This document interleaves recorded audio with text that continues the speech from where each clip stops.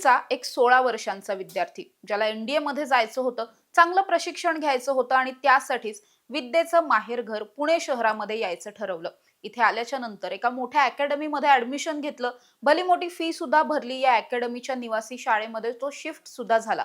मात्र एनडीएचं पाहिलेलं स्वप्न आणि ते स्वप्न पूर्ण करण्यासाठी उरात असलेली सगळी जिद्द बाजूला ठेवून या विद्यार्थ्याने पुढच्या काहीच महिन्यात आत्महत्या केल्याचं उघड झालं.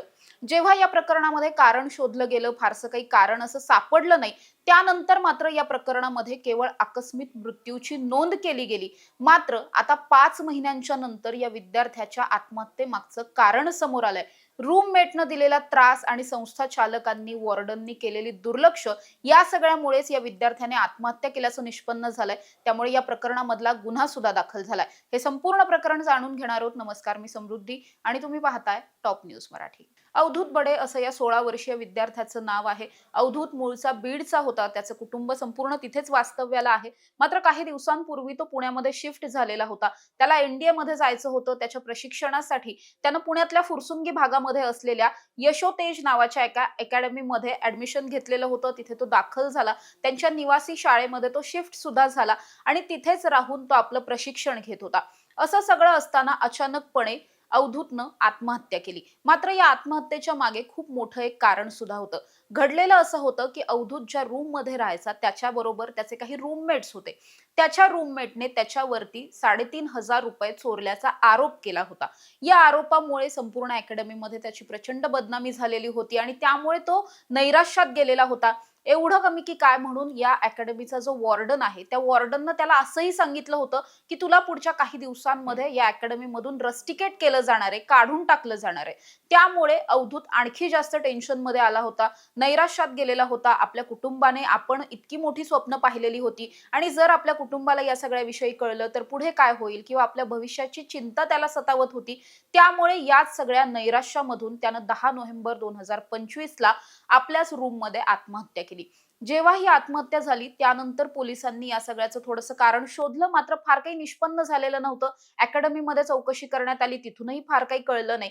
त्यामुळे या प्रकरणामध्ये आकस्मिक मृत्यूची नोंद केली गेली. मात्र आता जवळपास 5 महिन्यांनंतर याचं कारण समोर आलं, जे की हेच कारण आहे की त्याच्यावरती 3,500 रुपये चोरल्याचा आरोप केला गेला होता, जे की त्याने चोरलेही नव्हते.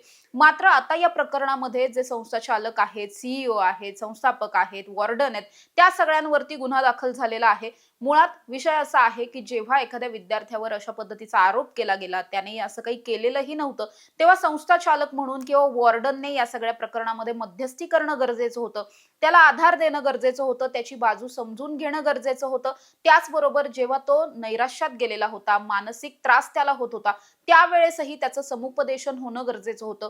मात्र संस्था चालकांनी असं काहीही केलं नाही. त्याची कुठलीही जबाबदारी घेतली नाही, त्याची बाजू ऐकून घेतली नाही आणि त्यामुळेच नैराश्यात येऊन अवधूतनं आपला जीव गमावला. अर्थात या सगळ्याच्या नंतर आता याच प्रकरणामधला गुन्हा सुद्धा दाखल झालेला आहे. विकास पाटील, तेजस पाटील आणि जो वॉर्डन आहे या सगळ्यांवरती हा गुन्हा दाखल झालेला आहे. वसंत सरकटे असं या वॉर्डनचं नाव आहे. त्याची खूप महत्त्वाची भूमिका आहे या सगळ्यामध्ये.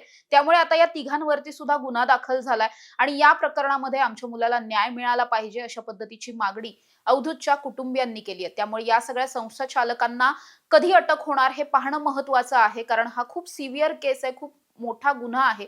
अगदीच 16 वर्षांच्या मुलाचा जीव या सगळ्यामध्ये गेलाय. त्यामुळे या आत्महत्येला जबाबदार कोण, तर हेच लोक जबाबदार आहेत असं म्हणत यांनाच लवकरात लवकर अटक व्हावी आणि शिक्षा व्हावी अशी मागणी पुणे शहरातून जोर धरताना पाहायला मिळते. अशा ताज्या आणि महत्त्वाच्या बातम्यांसाठी तुम्ही पाहत राहा टॉप न्यूज मराठी. आपला महाराष्ट्र, आपली बातमी.